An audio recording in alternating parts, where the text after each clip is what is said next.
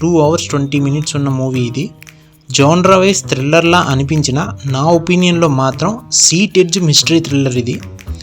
చాలా హై ఇస్తుంది. ట్విస్ట్లు టర్న్స్ వల్ల వాళ్ళ వియర్డ్ బిహేవియర్స్ వల్ల చివరి వరకు చూడాలనిపిస్తుంది. కంప్లీట్ సీట్ ఎడ్జ్ థ్రిల్లర్ ఇది. టెక్నికల్ విషయాల గురించి మాట్లాడుకుంటే రైటింగ్ అండ్ స్క్రీన్ ప్లే చాలా ఎంగేజింగ్గా ఉంటుంది. స్క్రీన్ ప్లేకి తగ్గట్టు నటీనటుల పర్ఫార్మెన్స్ కూడా హైలైట్ ఆఫ్ ద మూవీ అని చెప్పొచ్చు. ఫైనల్గా నా ఒపీనియన్లో ఈ కథ గురించి సింబాలిక్గా మన తెలుగు సామెతలో ఒక విషయం చెప్తాను. ఈ సినిమాలో 2-3 ప్లేసెస్లో పిల్లిని రెఫరెన్స్గా చూసుకున్నారు. అంటే పిల్లిని రెఫరెన్స్గా తీసుకొని పెట్టారు. స్టార్టింగ్లో మీకు చెప్పాను కదా, బసిల్ జోసెఫ్ ఒక పిల్లిని రాయితో కొడతాడని. అలాగా 2-3 ప్లేసెస్లో పిల్లిని రెఫరెన్స్గా వాడుకున్నారు. దాని రెఫరెన్స్లోనే నేను తెలుగులో ఒక సామెత ఒకటి ఉంటుంది, కళ్ళు మూసుకొని దొంగచాటుగా పాలు తాగుతున్న పిల్లి తనను ఎవరూ చూడట్లేదు అనుకుంటుందంట.